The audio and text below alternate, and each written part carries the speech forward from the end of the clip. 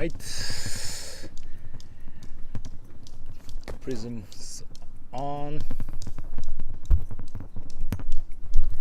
How's Facebook, YouTube's going on? Let me check. Good morning, guys. All right.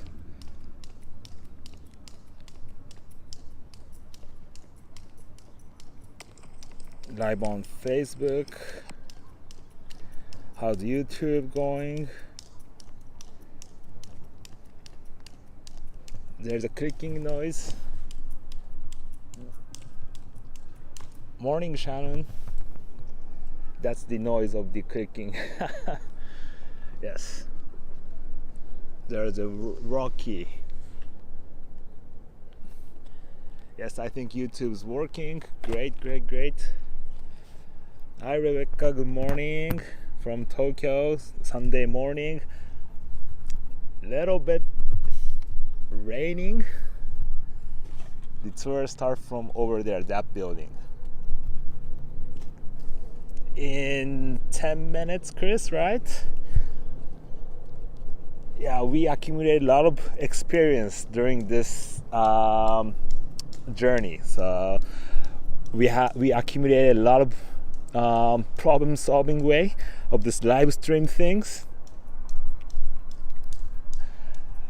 Last time when I did the live stream with you, Chris, the Asakusa night tour, that was terrible. I was freaking out because I'm not very used to this Prism app. Thank you, Shannon, for checking up. Facebook is live also. Great. But we overcome a lot of problems, a lot of technical issues, and now I think we're good to go, right?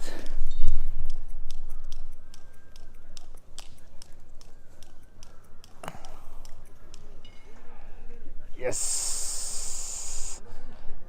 I hope the rain will stop. It's a little bit raining, but I think I don't need to use the umbrella. Myself, I don't mind I get soaked or not, but I'm a little bit worried about my equipment. So just in case, I will set my umbrella. Yeah.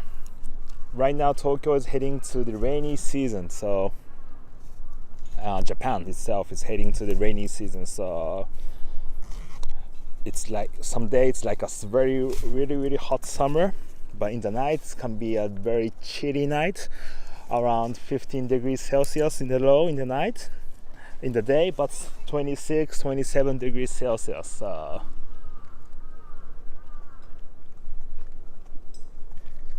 right, I set up my umbrella just in case.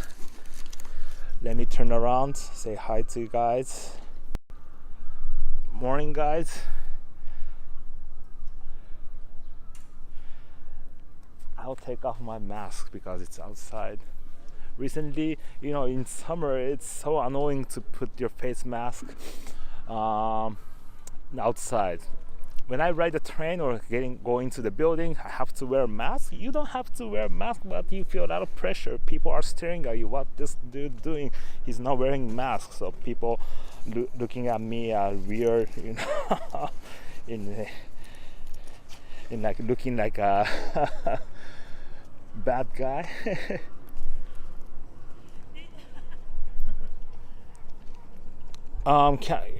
You cannot hear me? Let me turn. How do I turn on it? I hope you can hear me. Is it the sound is okay? Is my voice a little bit far? Volume is good. Okay, great. So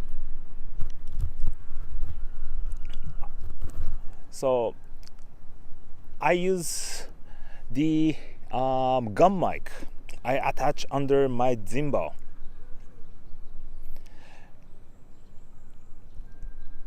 Okay, so I'll speak, I'll increase my volume.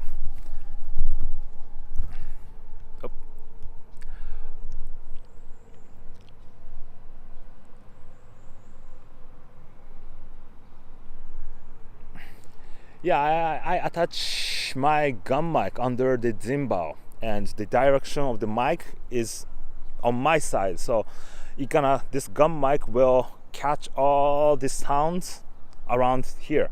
So pretty loud. I'm sorry. So I can't. Sorry. So I don't need to speak aloud.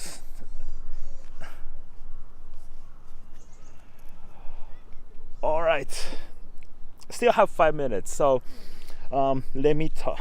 Before I start, let me share what's happening in Japan right now. Of course, I will share a lot of things during this tour, not only about the Meiji Shrine or the Tokyo Olympics. I have a lot of things to share. So right now, the things in Japan is getting ugly right now. So people are blaming about the government and IOC about the Olympics.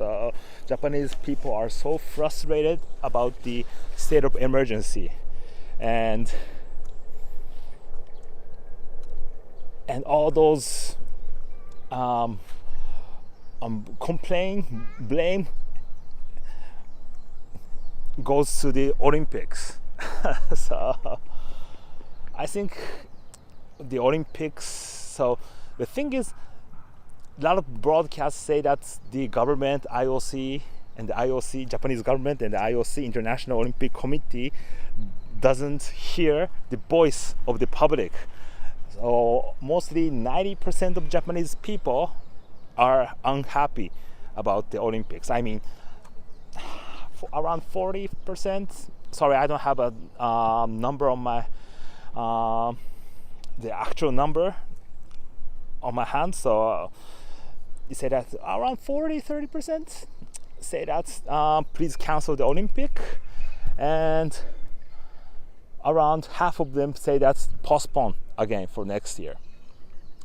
And the government and IOC keep saying that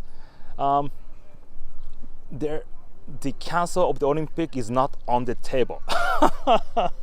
So they're not talking about, the government and the IOC are not talking about the cancellation of the Olympics. So that makes Japanese people really angry. There's no option about cancel. It's crazy.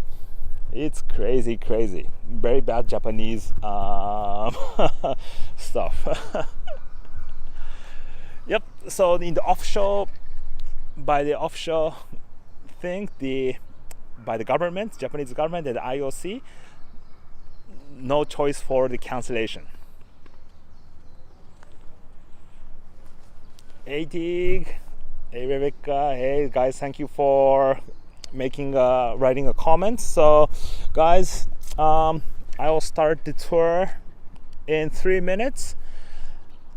Please write it down, out of comments. I try to catch up everything, and also if I skip some your comments, it means that I couldn't check it out, okay? But I'll try to catch it up. But after the tour, I will reply all of your questions, all of your comments. So don't forget to leave the comments on the YouTube or Facebook.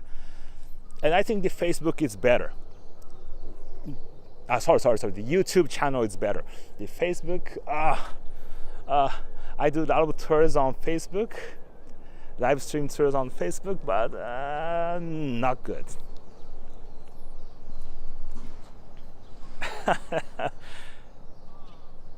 Thank you very much, Dig. And don't forget to hit the subscribe button on the YouTube. Don't forget to thumbs up. Okay, and if you're on the Facebook, don't forget to share on your timeline that I'm traveling to Tokyo via Facebook and YouTube. So don't forget to share with your friends, and I hope your friends don't miss this opportunity. All right, in minute. I'll start from this building. If you guys know what this building is, if you're a frequent Tokyo traveler, if you don't know this building, you have to join our tours or tour with me. But right now, the technology is, we keep using the technology with Chris. I'm learning a lot from you, and technology bring you Tokyo to your country, to your home. So you don't have to actually come to Japan and join this tour. Of course, I want you to join this tour.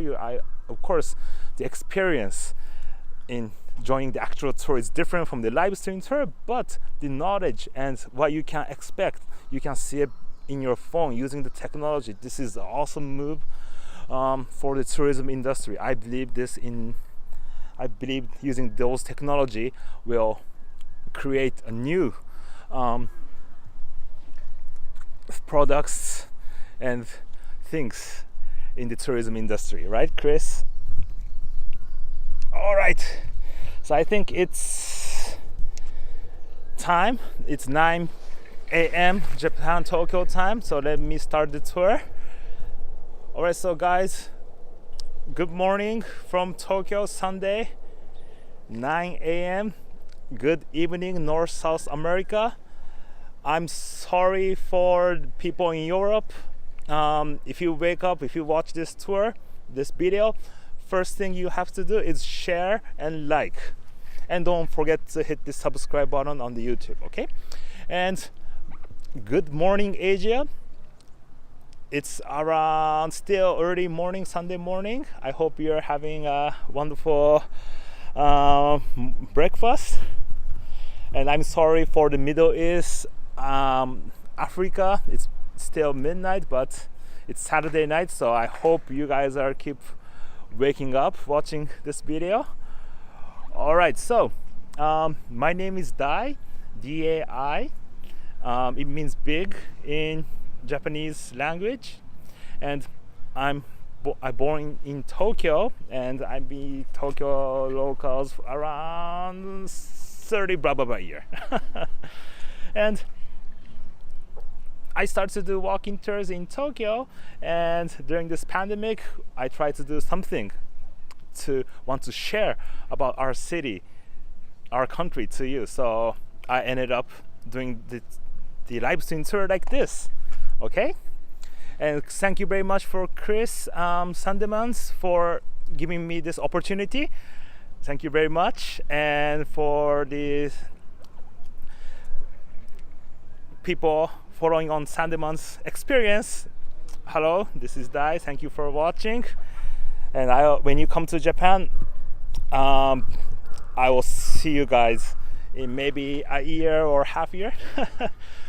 All right, so I cannot speak Russian. I only speak Japanese and a little bit English. And today the tour is about the Meiji Shrine and the Takeshita Street Walk. But this places also I have a lot of stories to share about the Tokyo Olympic 2021 and Tokyo Olympic 1964. All right, let's turn around my camera. And I'm now at a place called Yoyogi Park. At the Yoyogi Park, there's a building which remains from 1960s. And do you know what this building was used for? This was used for the athlete village for the Tokyo Olympic 1964. So on this board it says that Olympic Memorial House. So Yoyogi Park was made at the former venue which was used for the Tokyo Olympics as for the athlete village housing complex. So this house was used as one of them for Netherlands.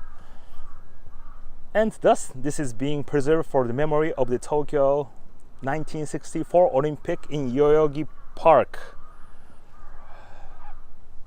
Hey, good morning for Uruguay. Hola. Great from around the world. So, but this explanation is not enough. Before this year, before the Yoyogi Park, right now this place is Yoyogi Park. It's a beautiful park. People are, enjoying their morning. But before the Yoyogi Park, this was the athlete village for the Tokyo Olympic, which was written in this board, which I explained before. But before that, this place was called the Washington Heights. And it was for people from this US militaries. When they come after the World War II, they come to Japan. And they make a residence area called Washington Heights here. And Japanese government bought back that property, the Washington Heights, and used those houses to turn around to the athlete village for the Tokyo Olympics. So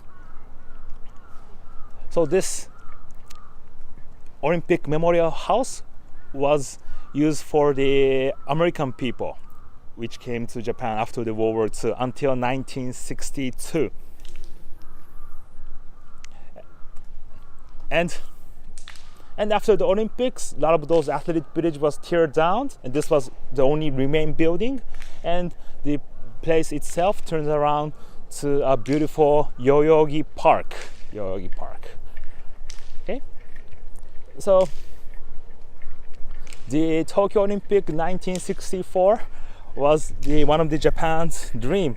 That that in 1940 we supposed to hold the Olympic in 1940, but it was cancelled because Japan head into the war with China. Okay, and we head into the World War II. So, but in 1940s, Tokyo was one of the city to hold the Olympics first in the Asia, but it was cancelled. Okay, and in 1964, after the World War II, it was a dream for the Japanese people to bring the first Olympic in Asia. And to prepare for the 1964, the city of Tokyo and the country of Japan rapidly start to develop. So we built the first bullet train. We built all the highways and a lot of skyscrapers. We rapidly shift to prepare for the Tokyo Olympic 1964. And the event itself, it became a legend of Japanese people that after the Tokyo Olympic 1964, Japan head into the great economic growth. That when the time that people are saying that Japan is number one, all the products from the Japan all around the world, and big industrial growth, GDP growth was going crazy, 1960s, 1970s. So that turned that because the Tokyo Olympic 1964 was a turning point for the Japanese economy. So my parents, the baby boomers, loved to talk about Tokyo Olympics 1964 when they were teenagers. It was really, really big thing. So Japanese people start to buy the color TV, try to their disposable income was increasing, and people start to forget about the World War II. People don't forget about the World War II, but it's not about after the war. Japan starts to shift to the economic growth. So, and also we just focus on economic growth. So people, the living quality getting better. I called you disposable income getting increasing every year. So one of the good era in Japan, 1960s, 1970s, and then the Tokyo Olympic 1964 represents that moment, that era. So yes, it's beautiful, right? The beautiful Shannon, the beautiful art on the street.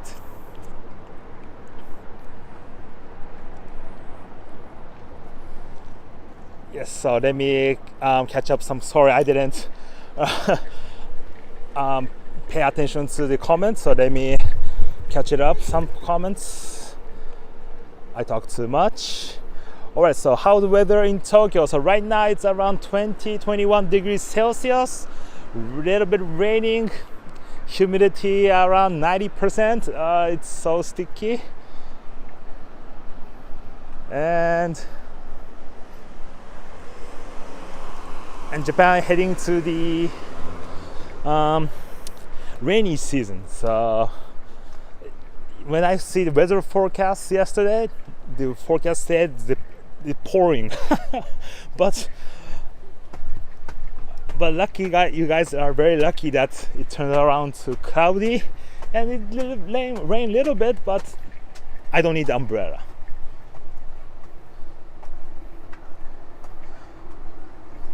Hi guys, welcome. So Michera, the house is not used anymore. That's only for the memorial. So all the houses, the old houses which was used in the Tokyo Olympic 1964, is only for the memorial, so not used. It's empty. You cannot get in.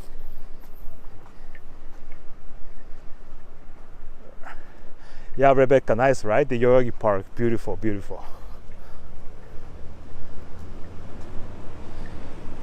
All right, so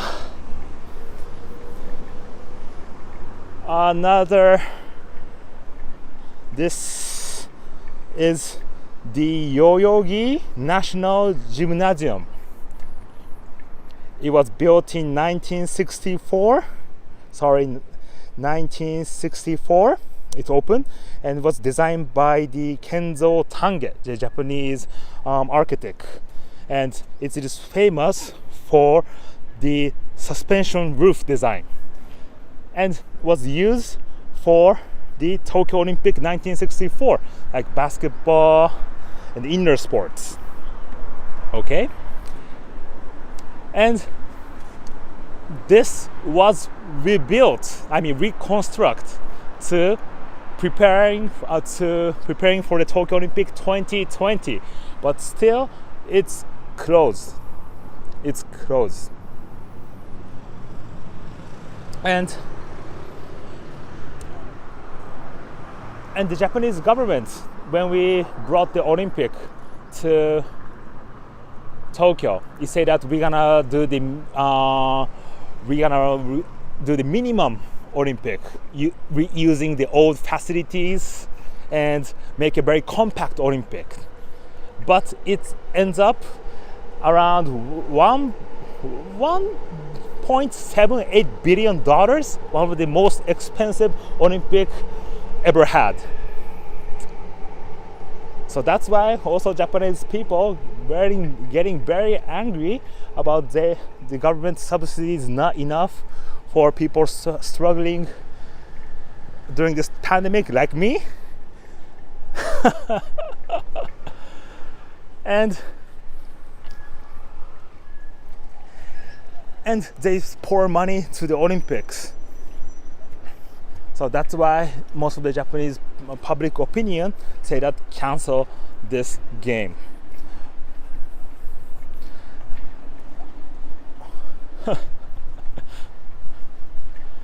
It's a disaster right now. So, and a few days ago,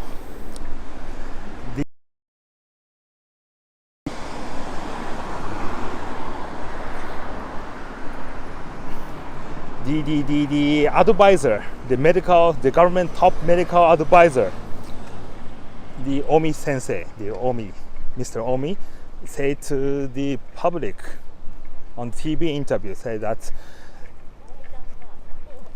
it will be a biggest risk to hold the Olympic game. for the pandemic. Of course, he's a government top medical advisor, so he he just said the fact.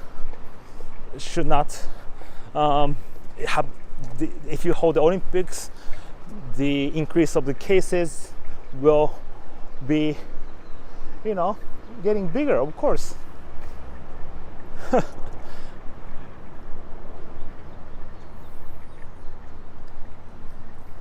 And the government, the head of the Tokyo Olympics, say that no, we are not thinking about that. We try to control the risk, we try to minimize the risk as much as possible, blah, blah, blah, blah, blah, blah. So the Olympic will be held in July 24th. July 23, 24? Sorry, I forgot which day was it. I think July 23, but we're almost 60 days, almost around 60 days to go. Nah. So things are getting ugly. I'll keep updating those information.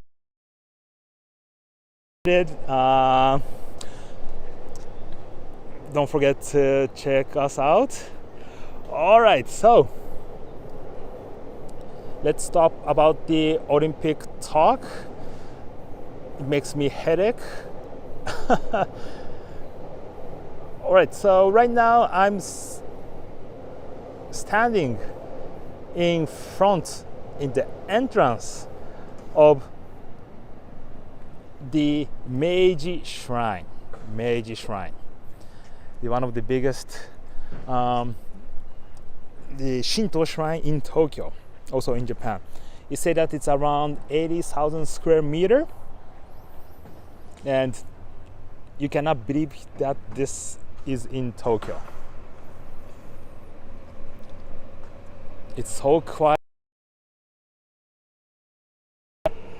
People brought all those trees from all around Japan and built it like a forest. It's an evergreen forest. And this shrine itself was established in 1920.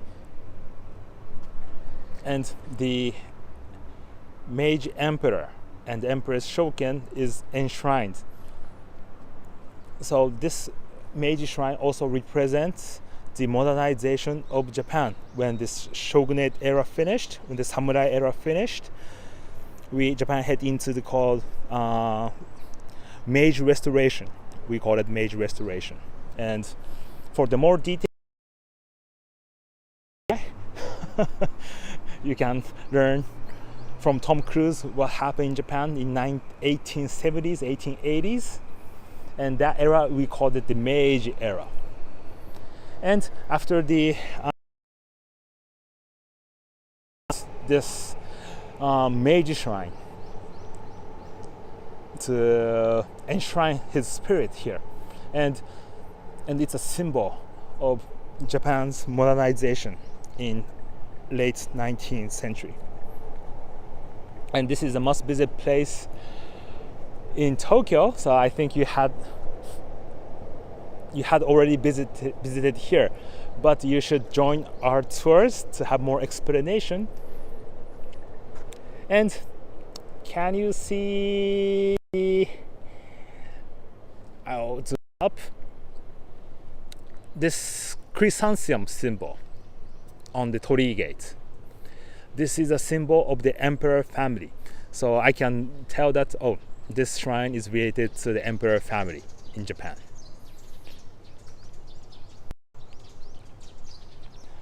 All right, so let's start to walk. So when you walk through this Torii Gate, you should bow once for the respect to the property, and usually you have to walk on the left or the right side, because the middle is the way, it's a path for the gods. So usually we have to walk on the left or the right. And everyone's welcome. During the pandemic, it's open. It's not 24/7. It opens from the sunrise and it closes at the sunset. Pretty easy, right? So in the winter and the summer, they're opening the gate the time when the gate is open differs from the season.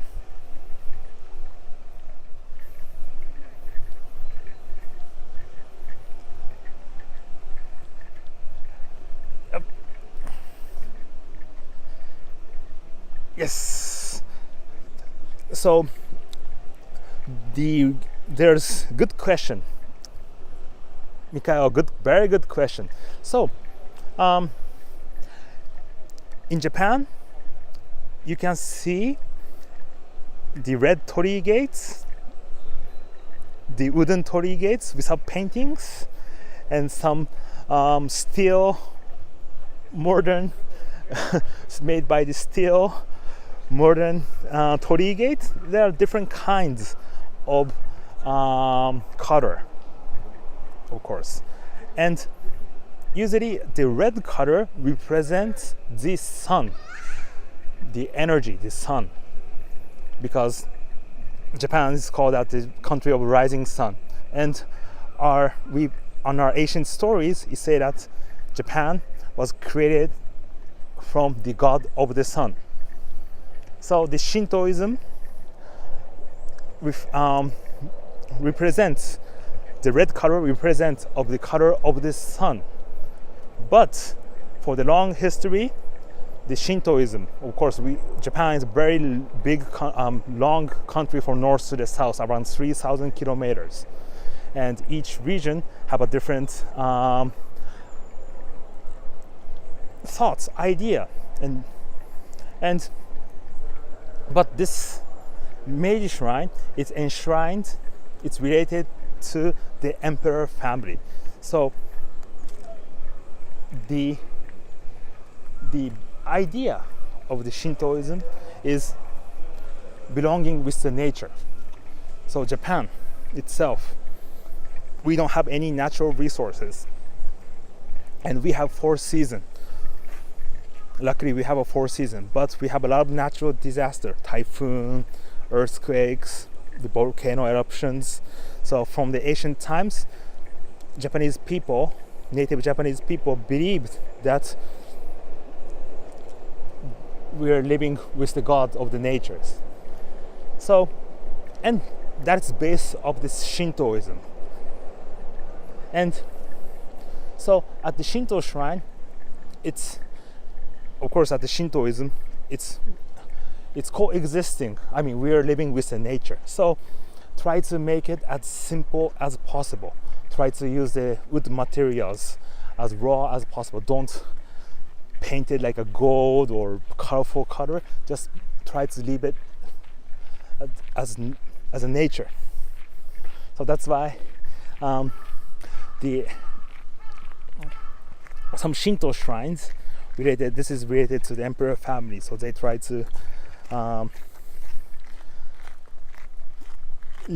keep the property as nature as possible. So that's why they don't color it very red, or they don't make it by steel or other materials. The simple wood.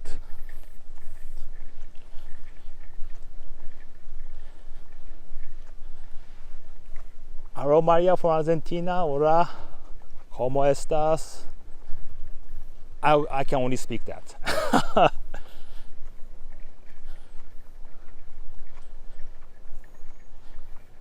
Hello from Lorraine. Hello from New York. I miss New York. I really miss New York. So I'm enjoying the Chris pop-up tours from New York City. Hi, James. Thank you for watching. Yes. So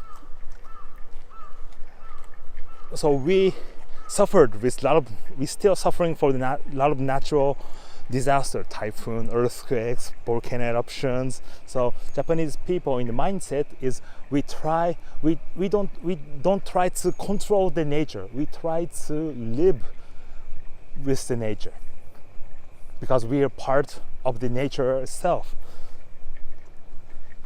So all those for the long years, those knowledge living with the nature is accumulated in our culture, in our lifestyle, and one is the Shintoism.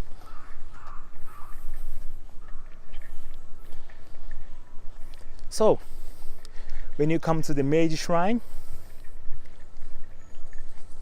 a lot of people gonna take a photo in front of this sake barrels. Let me walk a little bit closer.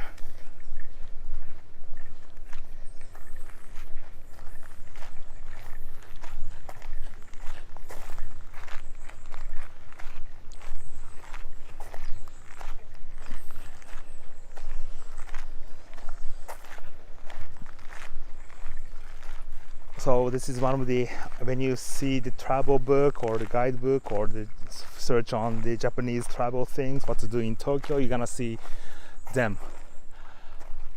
I think it's one of the famous photo taking place, like Times Square in New York. And those are all the sake barrels, Japanese sake. I think people who love to drink, I think you already had a sip of the sake already in Japan or in your country. Sake is rice wine, and these barrels can contain around 72 liters. Everything is empty. Of course, it's empty, and those are the different labels from the different brewery from all around Japan to donate to this Meiji Shrine. And there's over thousands breweries, sake breweries over Japan, and different labels. They make different labels, like for example, the Suntory whiskey, Hibiki, Yamazaki, like that. And I know most of those labels. I love to drink the sake, so when you come to Japan, don't hesitate to ask me to do some sake tours. And why sake is in this Shinto shrine? Why sake is in Shinto shrine is because the sake is based on the rice. It's a rice wine, and at the spring, before the summer, before we plant those rices on the paddy field, people come to the Shinto shrine and ask for the good harvest of the year. And they work very hard during the summer, harvesting the rice, taking care of the rice paddy field, chasing around the Mickey Mouse away from the paddy field. And in the autumn, it's time to harvest. And we come back to the Shinto shrine, say thank you to the gods that we have lot of amount of rice this year, so we can survive the winter. So people make the sake from the rice and the mochi cake, the sticky rice mochi from the rice, and donate to the shrine. Say thank you, God, that we can survive the winter. So sake is a donation for the god, and that is also excuse for Japanese people to drink sake, to drink alcohol in the festivals or the special moments. Okay, so our main product is rice and the rice wine. Okay, Shannon, what is my favorite one? That's a good question. So I like this label change yearly, so I didn't do the tour a lot here this year, so I have to check it out. The good one, I'm finding my favorite one. So many. Oh yeah.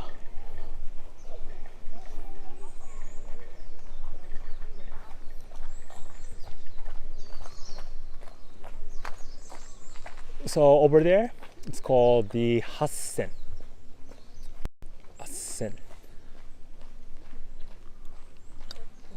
That one. So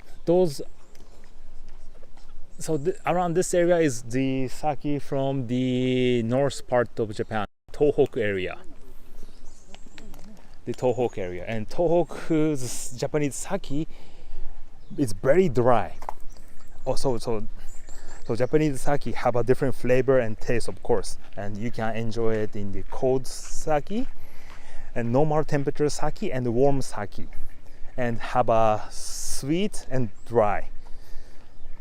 So you can enjoy many combinations. So and how you choose your favorite, of course, choosing your favorite label is one of the best ways to drink, but there's so much labels to taste. So we go to the restaurant and ask to the chef, what is the best sake match with your dish, and they're gonna bring the right one to you. But of course you can tell them your preference. I want the cold one, I want the dry one, but just say that I want the cold dry one, and the chef will bring the right sake match with your dish, with your meal. So when you come to Japan, don't forget to ask those questions. It will increase your experience in the restaurant. Okay? I want to donate money. Yes. Yes, Shannon. Yes, you have to try the mochi. And this is a second torii gate, and this is very famous because it's built by the one tall wood. They don't combine the woods, it's from the one wood. And the tree itself is a cypress tree, and this was donated by the Taiwanese in 1970s because the old one was burned down by the lightning. So that's why they put the lightning observe pole over there to avoid hit the lightning to this torii gate. The previous one was burned down and it was rebuilt, and Japanese tried to find one big tree to rebuild this one, but we couldn't find it in the country, so Taiwanese gave it to us. He said that the tree age is around 1,400 years old.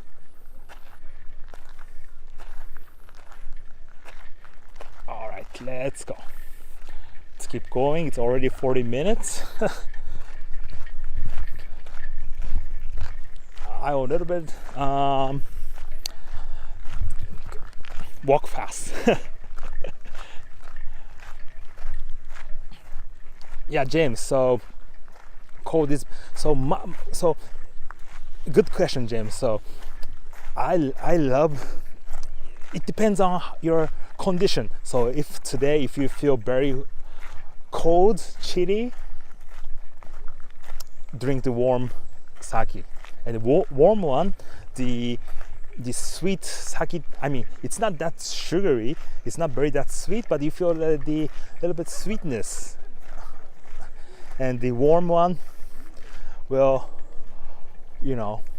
pops up the sweetness of the sake. So when you feel a little bit tired, chilly, I love to drink the hot sake, the little bit sweet one.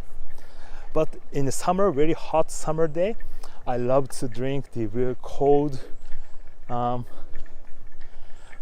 one with very salty meals. That's the northern Japan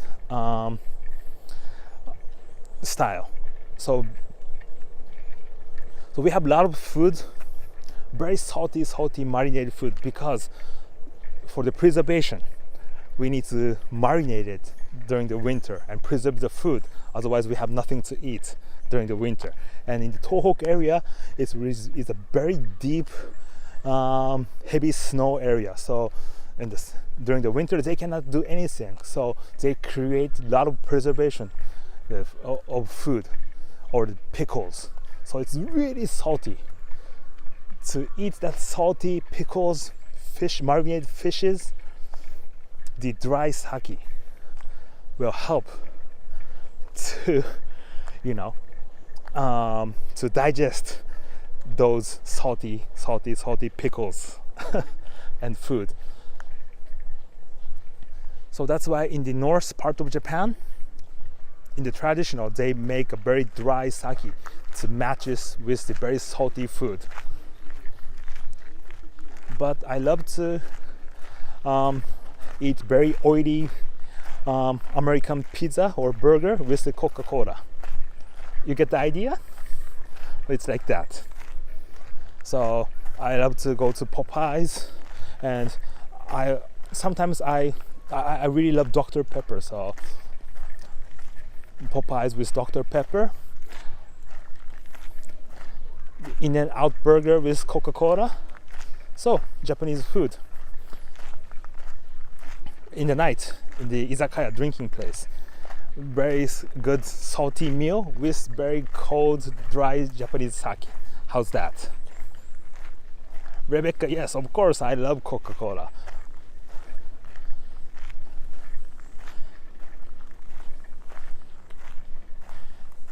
Yeah, mango mochi. So mochi have a lot of different flavors. Very good, very good.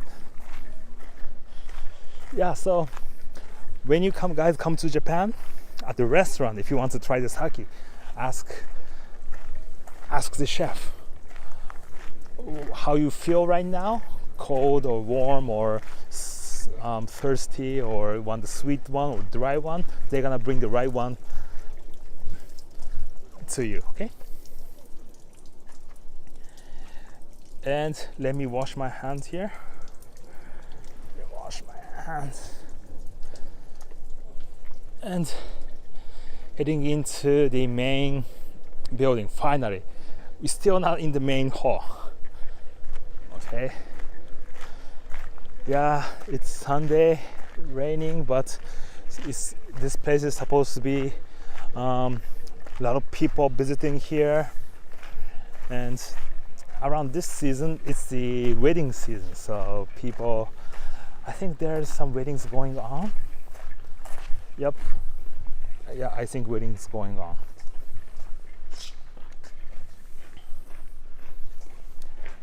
Can you see the building? I think the wedding will be held soon. Yes, James. So the property itself, this Meiji Shrine, is around 80,000 square meters. And next to this Meiji Shrine, there is a park called Yoyogi Park, also bigger than this Meiji Shrine. So it's a huge property. So this is one of the biggest shrine in Japan.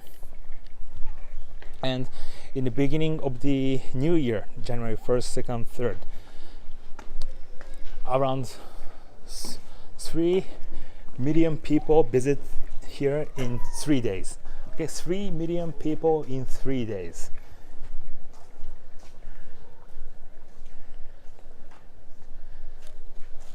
Okay, and that's the main building. Those three are the camphor tree. It's huge, right? And before we head into the main building, there's the Bonsai Exhibition. So I love to do this Meiji Shrine tour. We have free walking tours in this Meiji Shrine, and each season, each month have a different exhibitions. You know, weddings coming up, those children celebrities coming up. It's lot of things. Depends on the season, pops up at this shrine. So I love to see our guests, which are very happy to see some special events. What? Guys, this is a bonsai exhibition right now, and you can see this bonsai. And do you know how old this tree is? You guys can guess how many years this tree is? Guys, write it down to the comment. How many years this bonsai tree is?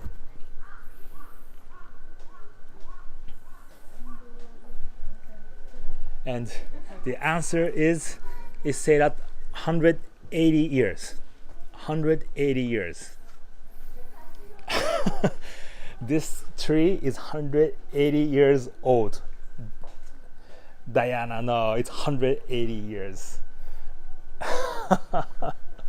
Let's move to the next bonsai. Wow, beautiful. It's about the Zen. It's all the martial arts in Japan is based on the Zen. So beautiful. This one, it's said at 80 years old tree. Oh my gosh, so beautiful. The rock with the sand. Yeah, so this represents the universe. So if you go to Kyoto, I think you visit a lot of temples and the garden. And also this bonsai represents those universe, the world of the Zen. So if you want to learn about the Zen practice thing, the first thing I recommend is watch Star Wars. The Master Yoda gonna teach you about the essence of the Jedi, and the essence of the Jedi is based on the Zen practice. So the George Lucas loved Japanese traditional the samurai movies, Akira Kurosawa movies. So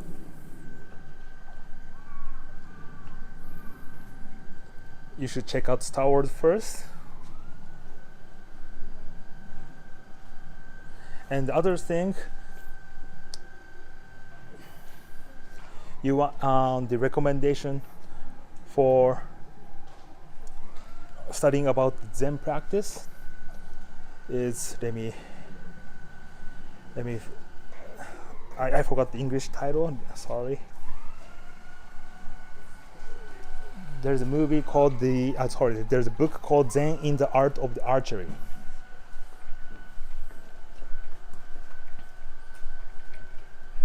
There's a movie called the Zen in the Art of the Archery. It was written by the German guy. So Chris, please, if you can Google it, I want you to put up the URL about the book called Zen in the Art of Archery. That's one of the masterpieces for about the Zen practice. It's a must-read book.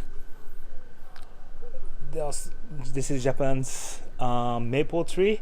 The leaf size is smaller than the Canadian one. Actually, no maple shop, but this is a Japanese maple tree. Beautiful, beautiful, beautiful.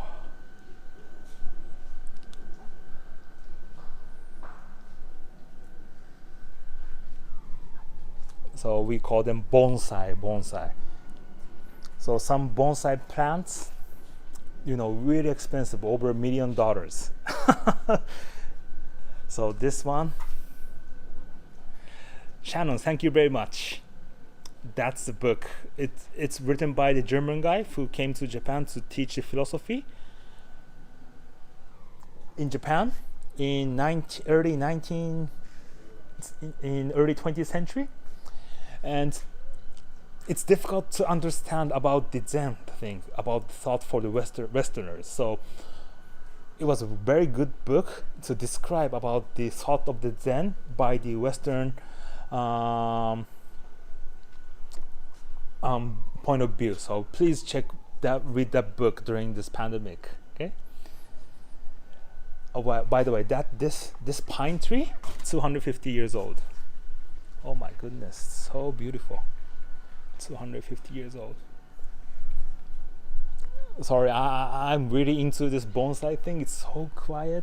I'm the only guy who speak in a loud voice English, carrying this timbal. And actually, it's pouring right now.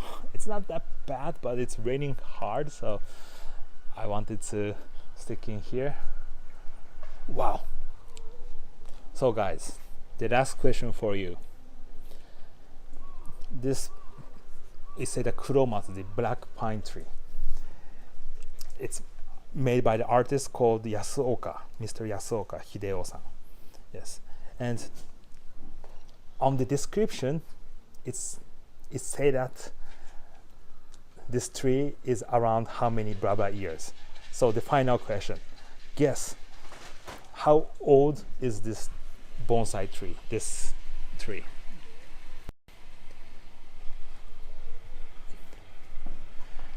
My last question to you guys. Guess how old is this tree is? So you guys write it down.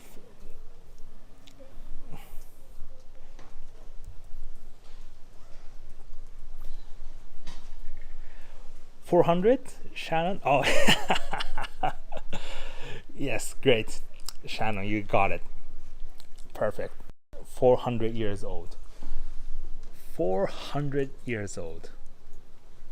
I still couldn't believe it. But so beautiful, so elegant. I feel the art, so I can feel the personality of the artist, how sophisticated, I can feel his personality from this tree. This is the art of the bonsai. It's all about the Zen practice.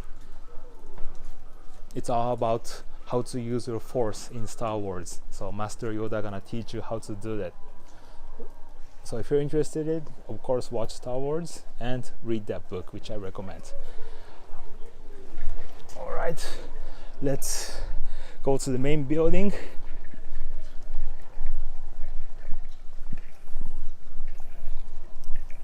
Okay, so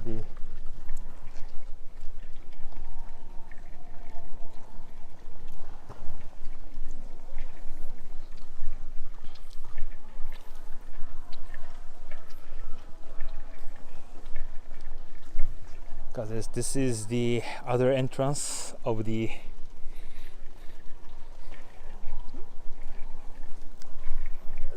there's the south, east, west entrance. That is the west side. My gosh,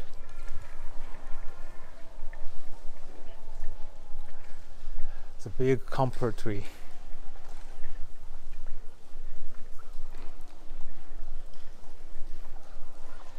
Yes. So let the board do the job. So we say that these camphor tree planted in 1920s at the time of the enshrinement of Meiji Jingu have grown under the protection of the deities to become huge and vivid and are considered to be sacred.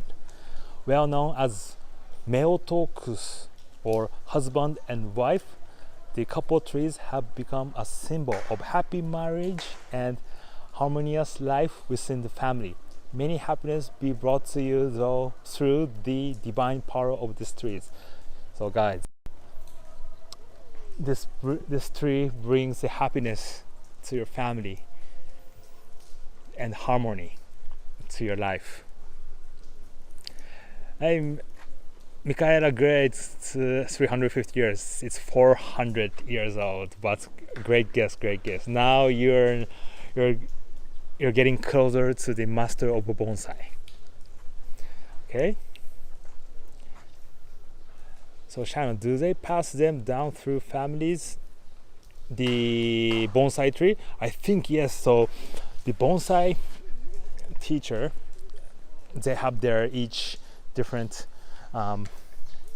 the stream, and of course I think it's passed it down to their subordinates, like Jedi's training, like they train the Padawan and transform them to Jedi, like that. I think they pass down it to the generation to generation for the students. Thank you very much, Ryan. Thank you very much for your super chat. Thank you very much.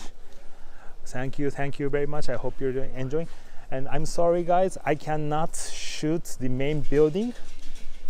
So when you come to Japan, you can take photos, but don't shoot the photo of the main building because the God is there, and we have to respect to the God. Okay, so I'm sorry that I cannot go closer with this video camera.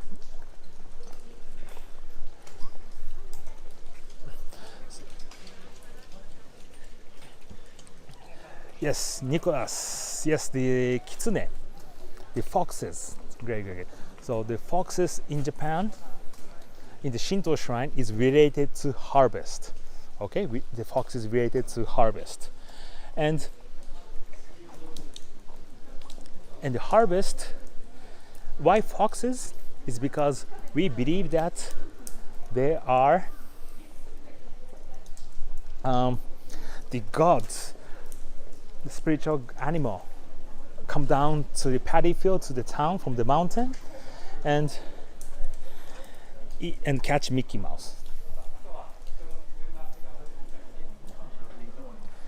Hi, Diana. Thank you very much for joining. Have a nice, have a good rest, and have a lovely Sunday tomorrow morning. And the kitsune, the fox. So the fox catch Mickey Mouse, okay, and the Mickey Mouse eat rice. They come down to the paddy field, eat all the rice. So that's why foxes. So I told you the Shintoism is also related to the nature and the harvest. So the foxes are the important spiritual animal to catch Mickey Mouse for the harvest. Okay.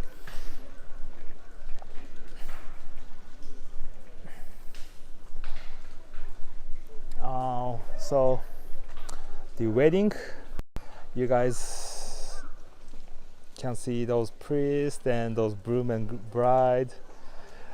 They are heading to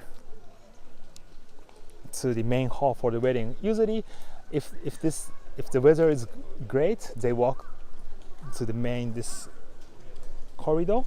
This main way. But right now, it's raining hard, so they are walking under the corridor. I think I can shoot the photo video. I don't want to disturb their important time of their life.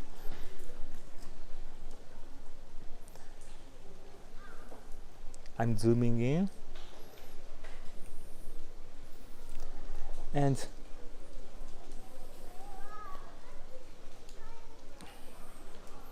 so if you come to this Meiji Shrine Saturday, Sunday, around this time afternoon, you can see a lot of weddings going on. Sorry, I will be a little bit quiet because I don't want to disturb them. Okay, so please just watch their march.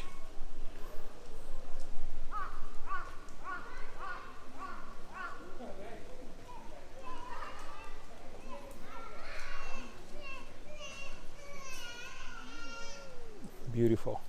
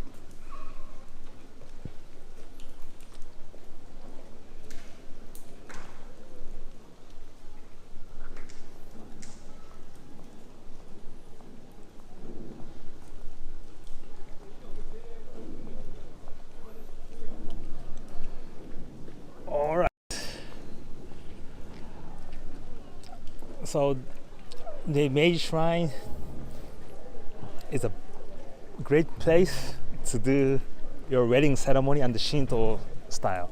So no matter what your religion is, you guys are all welcome, okay? And I'm happy that a lot of young Japanese couples coming back to the tradition, doing the Shinto style wedding. So, and my colleague, when I was working in the finance, my colleague did the wedding here. Beautiful, beautiful. Hi, Miyuki-san. Yes, James, thank you for your comments. And they're taking a prep photo.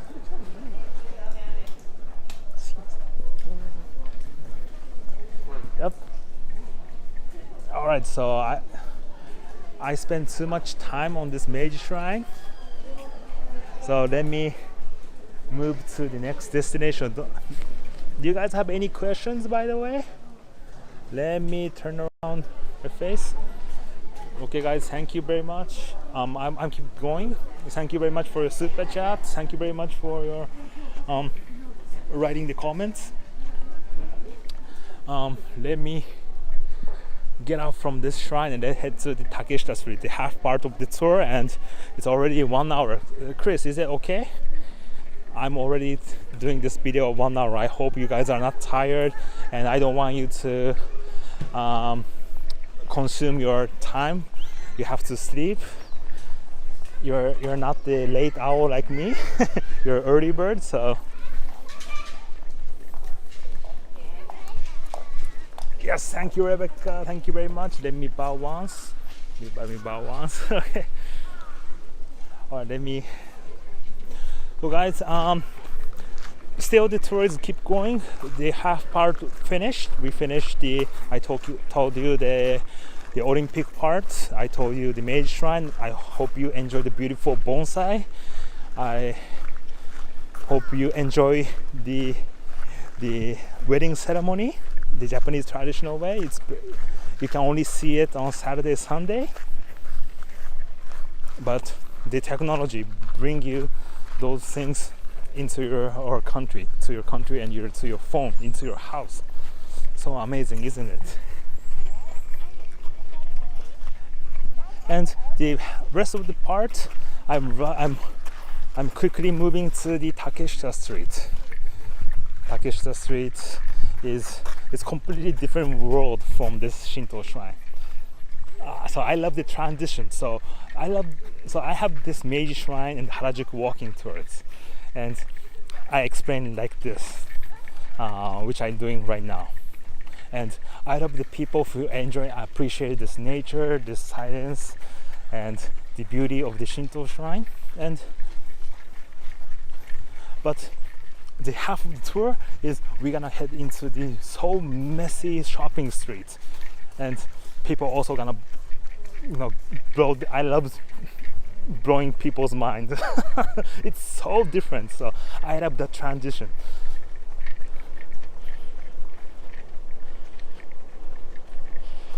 All right, thank you very much, guys, for your comment. Let me read your.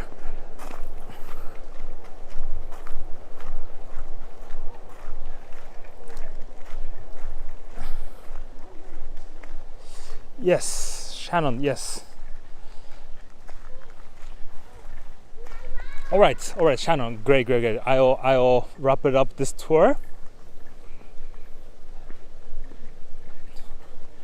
All right, Shannon, great. Okay, I'll not stop this live streaming, but I will start the part 2. I hope my iPhone is not that hot. Last time when I did the tour from the with Tokyo Localized, I did 1 hour tour and my iPhone was burst. The gimbal, the arm get really hot, and the iPhone battery get really hot, so the phone suddenly shut down. But today I think it's okay. The weather is not that hot, but it's very humid and sweaty.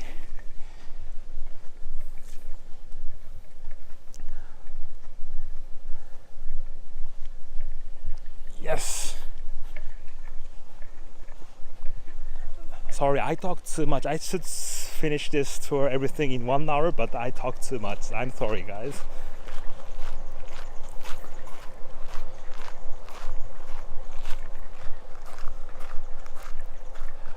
Okay, great. Okay, so we're gonna split the tour. I'm gonna split the tour to two. Chris need a break,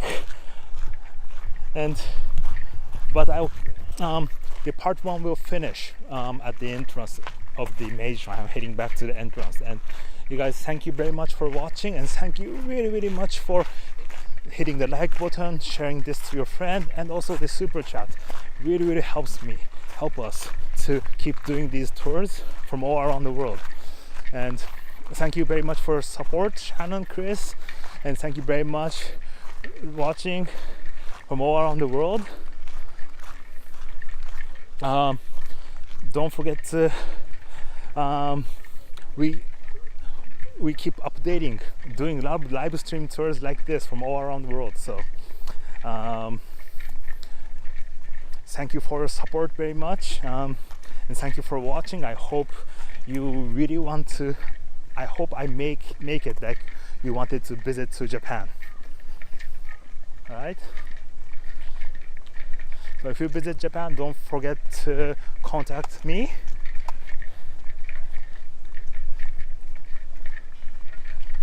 Okay.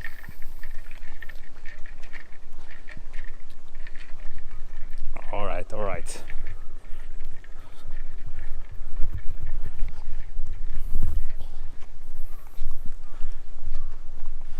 So we're almost in the middle break of the tour, and gosh, people who had done this tour, those live stream tour can understand, but it's kind of workout for me. I'm holding this gimbal. It's not 1 kg, but I think it's around 700-800 grams. I think it's around 1 kg, and I'm holding this gimbal for 1 hour. So it's kind of it's kind of workout. It's training, because you need to keep holding this gimbal straight. I need to straighten my arms, and it's 1 kg. Imagine that you're holding the 1 kg dumbbell 1 hour and walk and talk.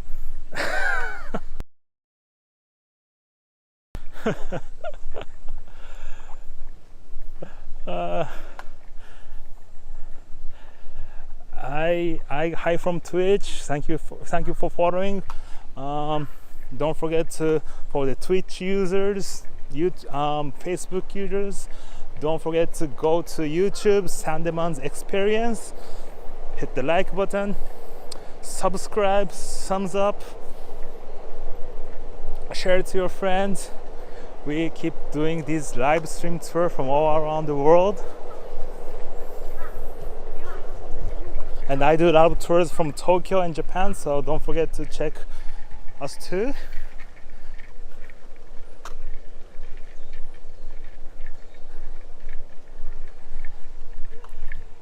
Hey, thank you guys. Thank you, Michael. I do not talk too much, really. Thank you, Richen. Thank you.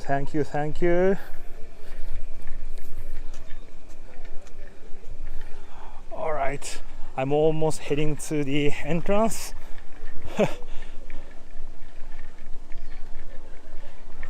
Long tour, but I'm happy that I brought a new phone, and it's 5G iPhone 12, and it's unlimited G. I'm so happy, unlimited G.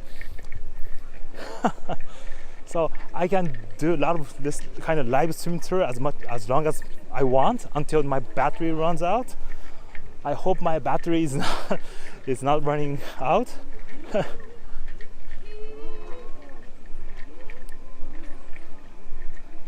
Yeah, so the tour is not over yet. We're just having a short break. the part 1 finish, the episode 1 finish.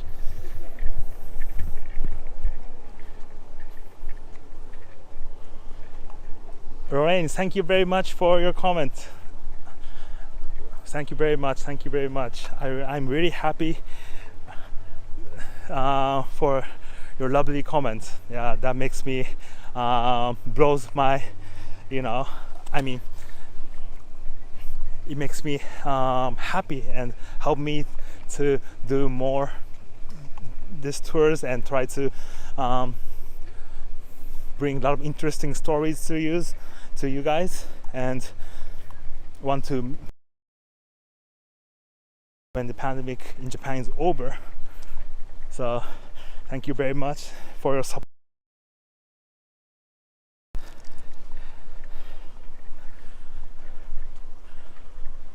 All right. Whew. It's a great morning workout, kinda. It's very humid, so sweaty. It's not that hot, it's not that cold, but it's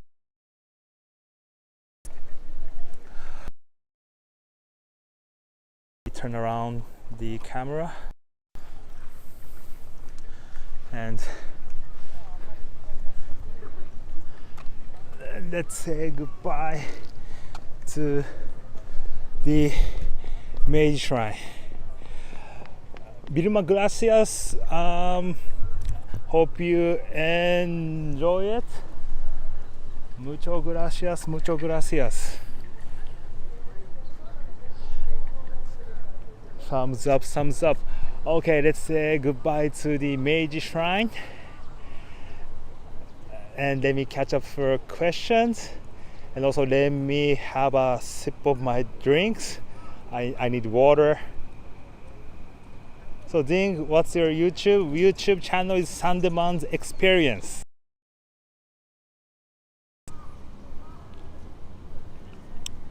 Okay, Nicolas, so how do Japanese people view Pokemon? Lots of Shinto reference.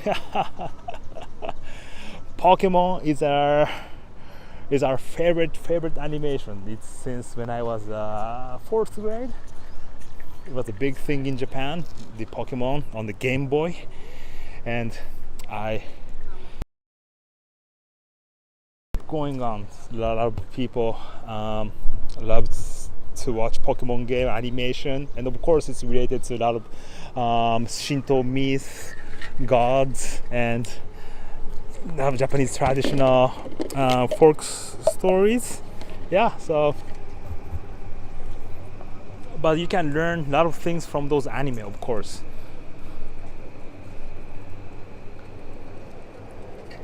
And Japanese people love Pokemon, okay? All right. So can I continue for the second half of the tour?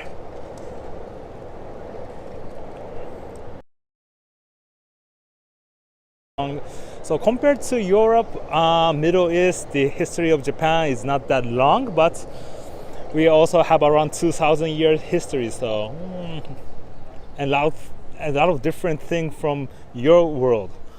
So Japan is one of the most far east and far west country. In the old days, you cannot sail up to here.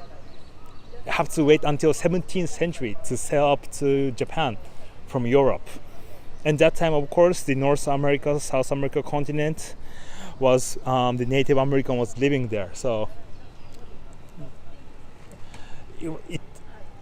when Japan was exposed to the Western world, it was around 17th century and 19th century. And what happened after 19th century when Japan was exposed to the world? Watch Last Samurai. Tom Cruise is gonna explain everything. Okay, Shannon.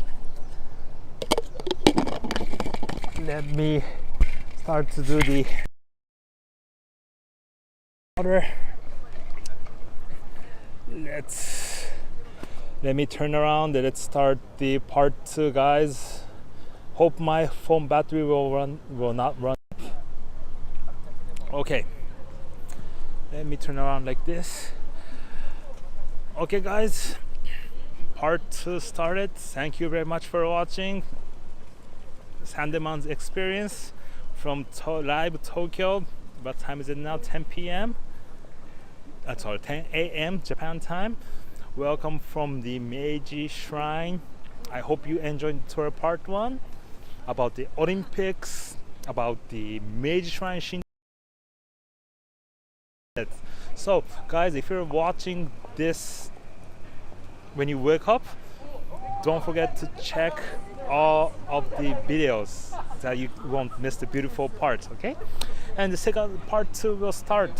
The part 2 is I just gonna walk down to the neighbor just right next to this beautiful Shinto shrine. It's crazy shopping street called Takeshita Street.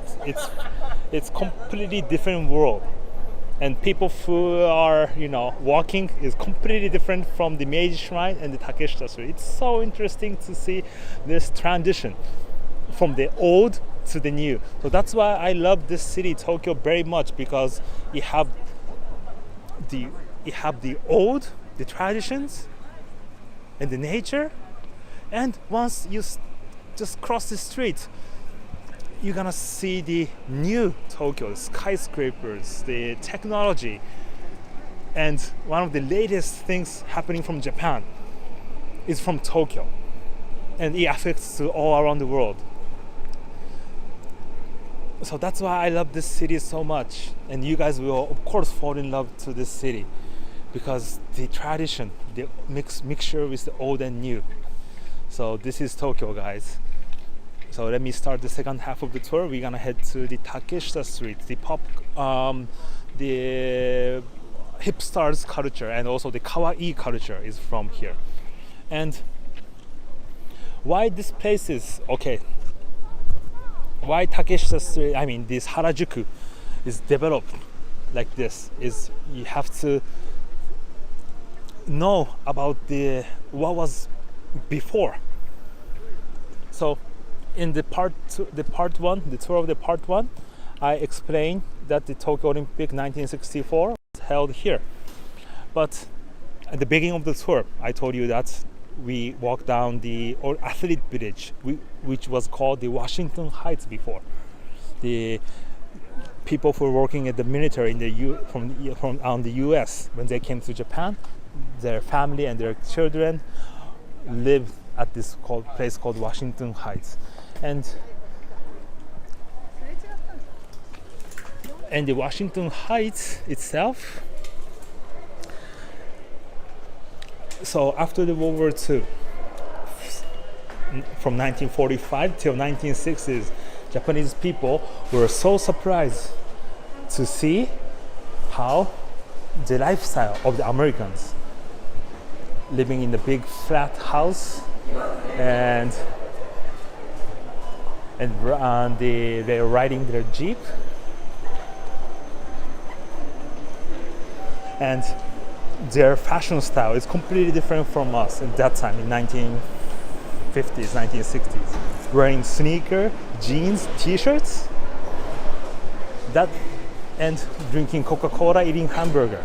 That lifestyle blows Japanese mind. So, and every day from the Yoyogi Park right now, let's go to this street. From, you can see the Olympics Gymnasium over there is for 1964, and the next over there, beyond those big trees, is the park called Yoyogi Park, and Yoyogi Park was residence for the American people, was called Washington Heights. So in 1940s, 1950s, after the World War II, a lot of Americans, people who were working at the Army or Navy or Air Force, drive down this street, the Omoteshando street, to head to their office. And a lot of Japanese people came here to see the Americans' lifestyle. jeans, t-shirts, sneakers, and riding jeep. And a lot of businesses start to do business towards the American people. So, and of course those American culture, the song, dance, fashion, music, fashion, lifestyle was kind of longing for the Japanese people. It was very cool for us. So a lot of people who are longing towards American culture move down to this place and try to mimic their lifestyle and the culture. And this place is called Omotesando. I'm the entrance of the Omotesando.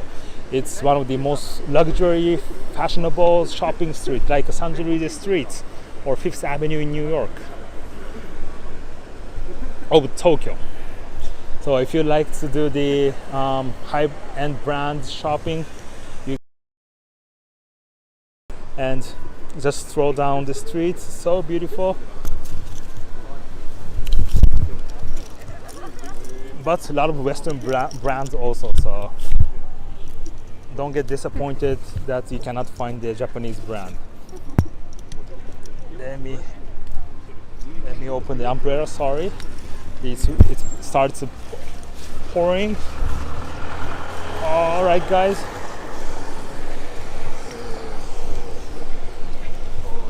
So annoying.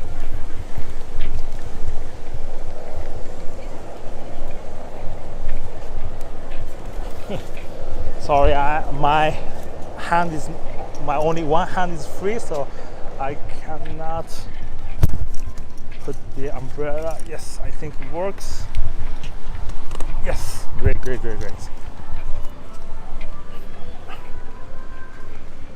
And this station called Harajuku Station. The old building was teared down, one of the oldest wooden building which remains after the war. During the World War II. But this place also had air raid, so it was almost burned down. But the Harajuku Station remained, and it was one of the oldest wood construction building in Tokyo. But it's not a national heritage. They didn't preserve it, so the Japan Railways tear it down and gonna make it the big station instead. Very bad. So one of the things I don't like in Japan is they keep tearing down the old buildings and try to make it like this big IKEA building or this Uniqlo building.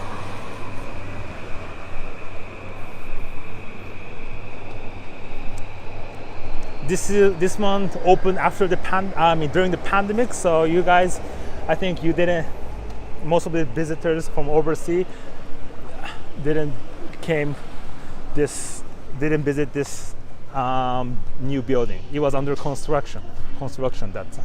So all right, I wear my face mask because I put it on the jar, but I put it on my face mask because a lot of people are staring at me, what this guy doing with this Jimba talking English wearing no mask. So so I don't want to get in trouble with some locals. So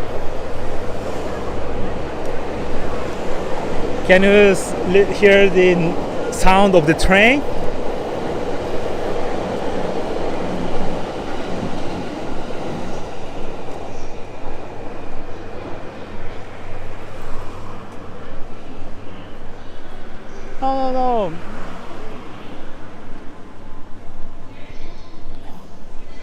No, it's okay. So Japanese, so before the World War II or everything happened, our city was keep burning. We have suffered from several fires in 19th century, big fires several times. So this Tokyo is keep rebuilding, and regrowing every time. So it's okay for us that Tokyo is keep growing like this. Tear down the old. I mean, not tearing down, but we're improving, developing the city and keep updating to the latest. But in Japan, we have a city called Kyoto. Kyoto doesn't change 1,000 years. So we have Kyoto in Japan, so it's okay. The old stuff is all in that city. I'm sorry for the Shohei. I think he's watching or not. Are you here, Shohei-san? I'm sorry, Kyoto is an Asian city. I studied there 4 years, and also I lived there around 5 years in total of my life.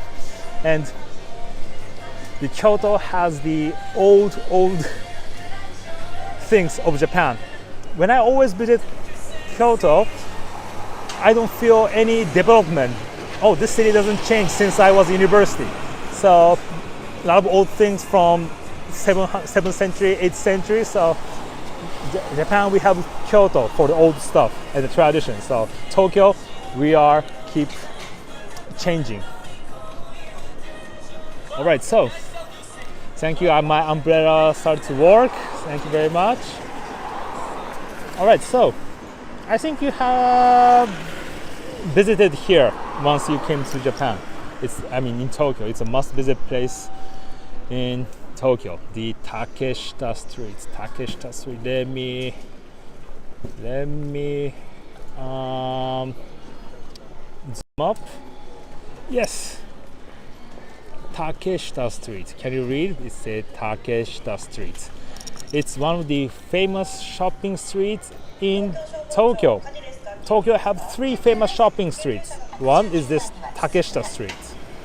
And the second is the Ameyoko Shopping Arcade. And the third one is the Nakamise Shopping Arcade. And Takeshita Street is a little bit difficult for you guys to remember. So I always told our guests, you can remember the street, Take a Shit Street, okay? Take a Shit Street. So it's really easy to remember, right? The Takeshita Street, Take a Shit. Sorry for using a little bit dirty words, but this is a good explanation to you guys for you remember the place. Where is the dolphin? Sorry, I couldn't find dolphin. Sorry. Rebecca, sorry. What are those dolphin signs about? Just a road construction? Oh, yeah. Oh, this dolphin sign. Yeah. I think it's just a lot for the construction. Yeah. All right, so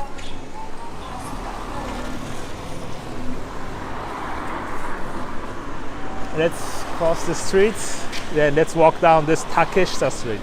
And this Takeshita Street is, for me, today it's not that crowded. Today is raining. It's still early in the morning.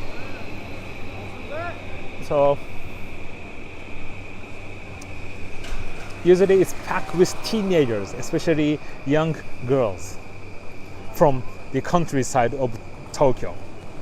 They grab their money, come down to Tokyo 2-3 hours, and the first destination is this Takeshita Street to do shopping, hanging around with friends, to find the kawaii thing, not for the Wolfgang Puck, okay?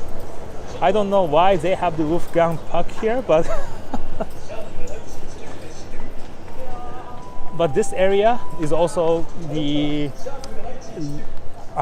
represents also the Western culture stuff. So the McDonald's, Wolfgang Puck, and a lot of I'm gonna show you some. I forgot to say some crepe, and also the cat cafe. Sorry, I'm not going into the cat cafe, but usually in the sunny days, Saturday, Sunday, around noon, you cannot walk here. I mean, packed with kids.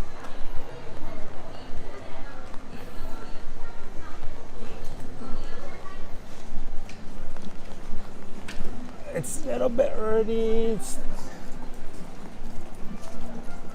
So in Saturday, Sunday, I mean also as a weekdays, Tokyo, this kind of shopping area opens around noon. It's 10 a.m. Tokyo, but I think it's still early because I told you the customers, I mean the visitors who come to this Takeshita Street is not Tokyo locals from all around Japan. So those kids need to come here, need to wake up around 6-7 a.m.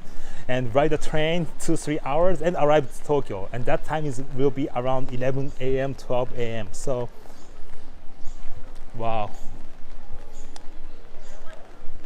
it's crazy. You can see it's for rent. Oh my gosh, I came here last month. I'm so a little bit surprised that it's mostly some shops are for rent.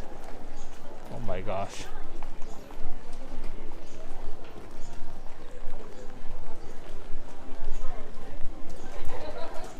Yeah, so I was a little bit early to come here. I should come here around 11 a.m. I'm sorry guys, it's still less crowded. The shops are not open.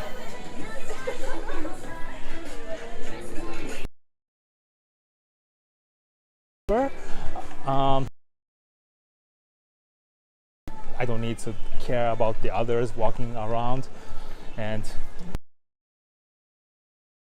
crowded street, avoiding the people. The cotton candy shop.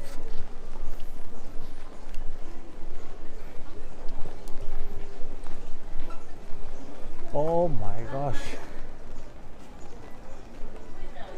A lot of shops are closed, so of course this is one of the expensive shopping streets. I mean, not expensive, the rent fee might be very expensive, so those business without tourists, so they shut down their business because they're not doing business for locals, they're doing business for tourists from Japanese people from all around the country, and also for the people from overseas. They love to come to this Takeshita Street.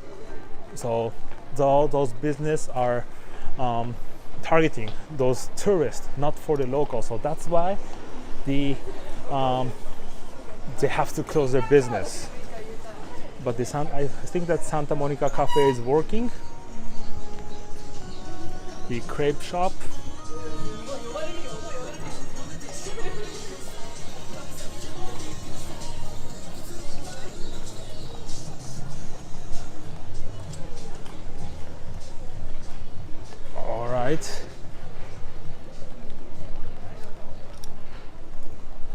Candy a go-go.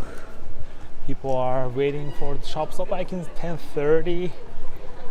Yeah, I think it's open from 10:30, 11 a.m.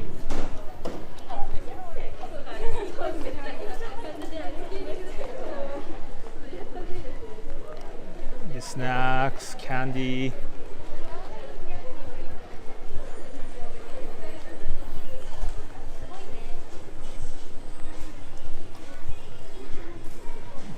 Pom Pudding Cafe.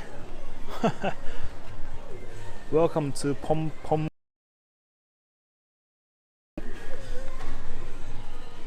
So the cute stuff, the kawaii things, cute. Pom Cafe. Like this.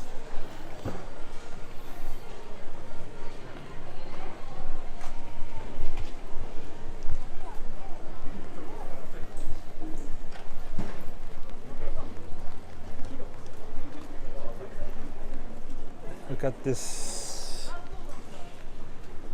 It's a cheese shop, cheese restaurant. Cheese no mori. Cheese no noroi. It's haunted cheese. Look at this. Oh my gosh. Tomato cheese ramen. tomato cheese ramen. I don't like tomato ramen noodles.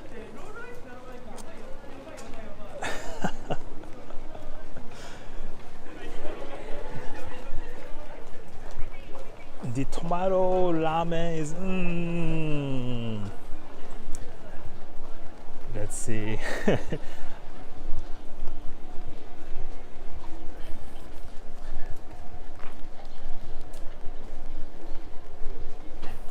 You want to come here, right? Yeah, you have. It's kind of must-visit place. Yeah. And I'm heading to the famous building, the Tokyo Square, the Tokyo building, which is famous for the mirror. And over there, I'm gonna wrap up the tour. Okay. So sorry, guys. We are a little bit early to walk down the street, so I will save this for the next time. Okay, Chris, we can do the Harajuku Takeshita street walk and the Tokyo Omotesando shopping, the luxury shopping street walk on the next tour, if we because I want to share the vibe of this street. So energetic.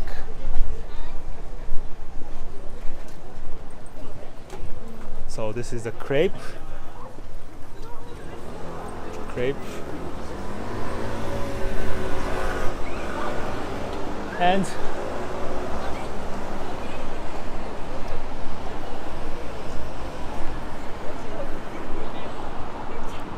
And I'm heading to the intersection called Omotesando area. I told you that Omotesando street, one of the most fashionable shopping street, like Sanjirizi Street or the Fifth Avenue in New York.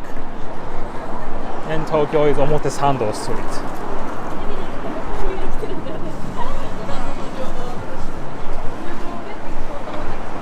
And this Omotesando area is located in the southwest part of center of Tokyo. So it's near from the Shibuya crossing. If you see the movie Tokyo Drift, Fast and Furious, you can see the Shibuya crossing on the movie. And of course there's a famous dog called Hachi in Shibuya.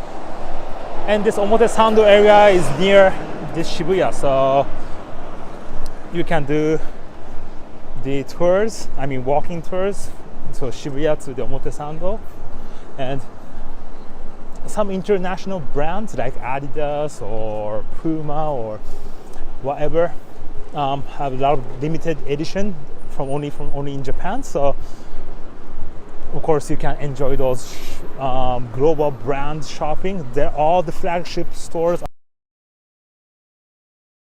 So for example, several years ago, the Nike sold some limited jeans sneaker. They collaborate with Levi's or something, I forgot, but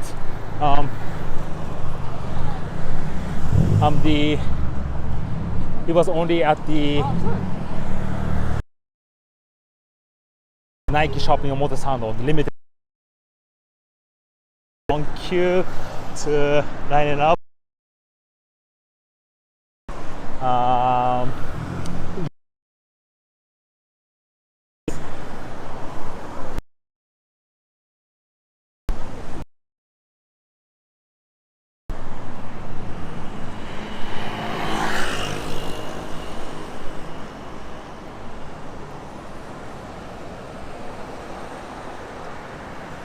Hey Shannon, great.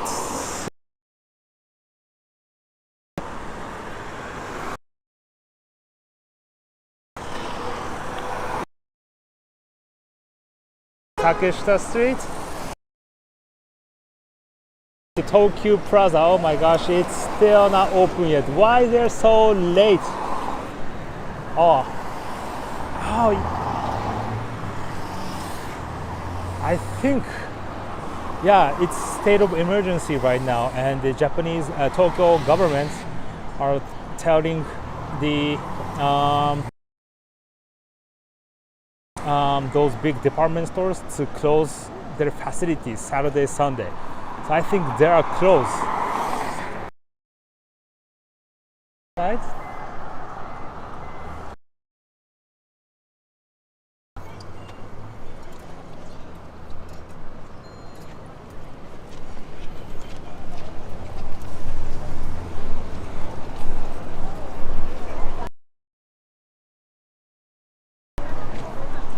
Yeah, now I get it. So a lot of why, of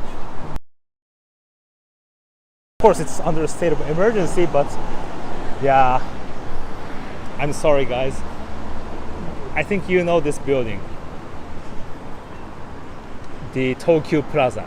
It's one of the famous photo places in Tokyo. It's so amazing.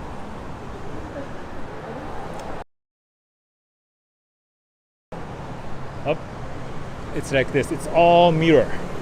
The wall is all mirror.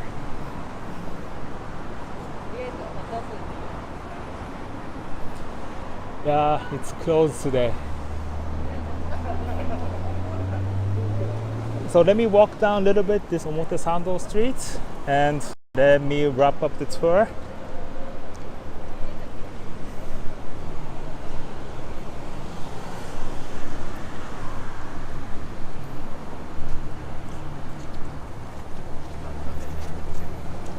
So Michelle, so the tourists from the overseas is still cannot travel to Japan yet.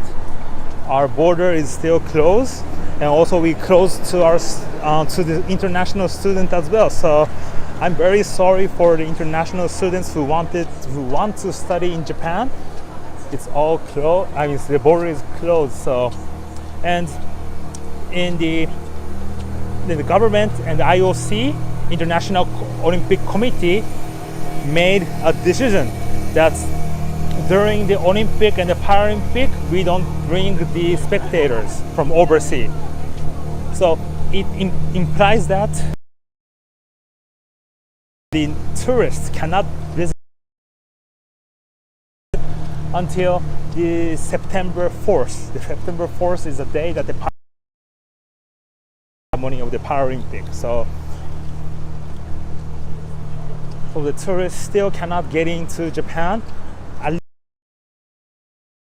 I mean, the fastest day. I'm very optimistic, so I like to think.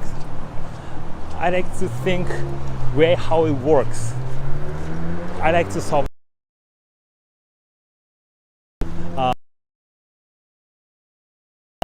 But the government said until September 4th. Until September 4th, the border is not open for the travelers.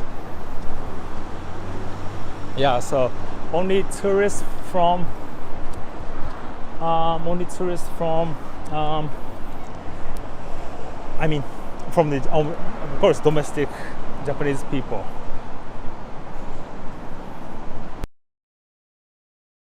So,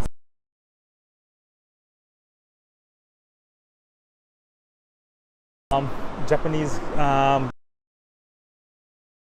sorry, it's Saturday.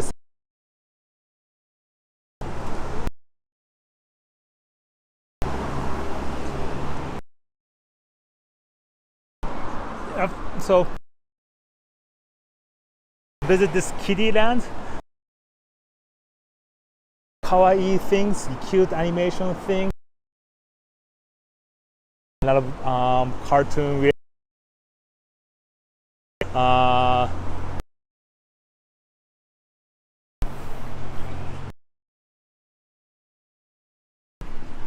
Yep.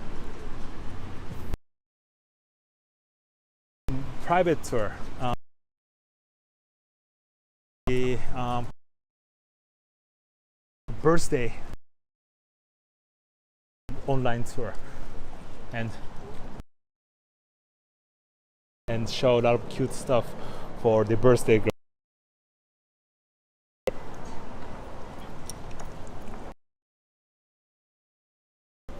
The internet connection is unstable. I'm sorry.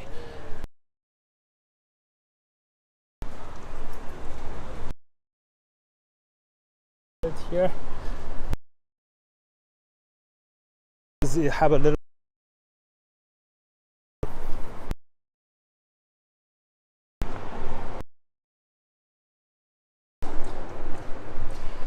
I hope the internet connection working. It's a lot of tall buildings. I think the internet connection is back.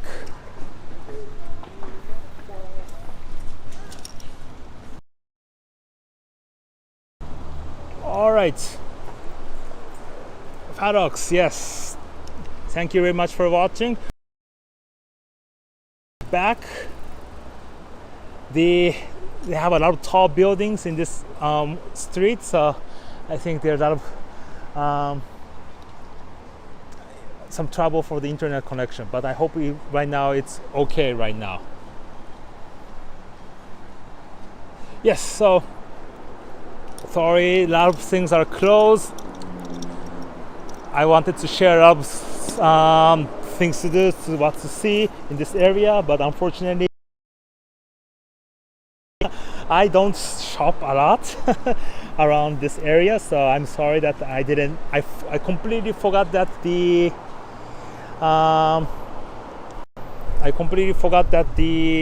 Saturday, Sunday state under city government state department store Saturday, Sunday, so it's closed. I'm sorry. I think it's okay, and it's almost 2 hours. Chris, thank you very much for supporting me, and thank you guys for your comments. Oh, it's onto. Let me walk down here. Sorry, the internet connection is bad.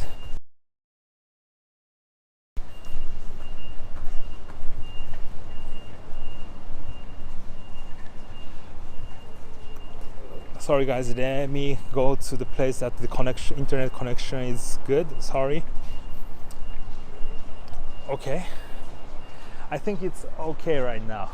So this street is called the Cat Street.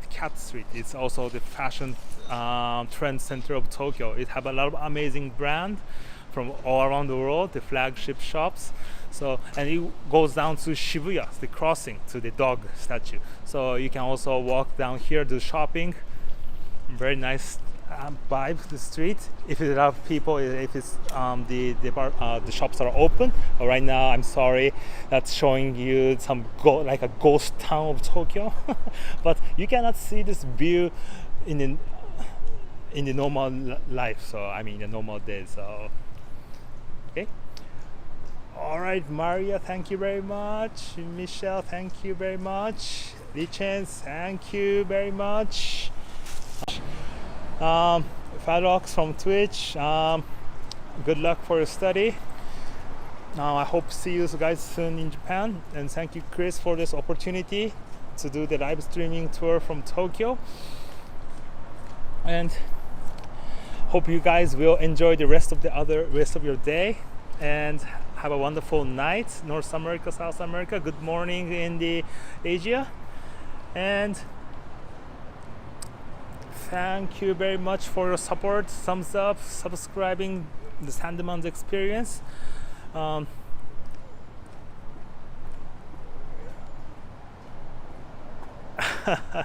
Lorraine, arm, I keep holding the gym ball like this, like a 1 kg gym ball like this, so it's kind of good workout, and I start to shake. So like imagine like holding, walk and talk.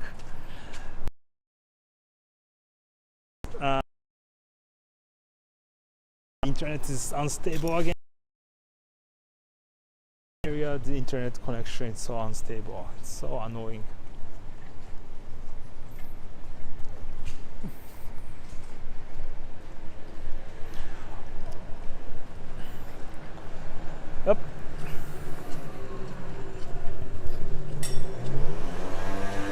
Alright guys, thank you very much for watching. Don't forget to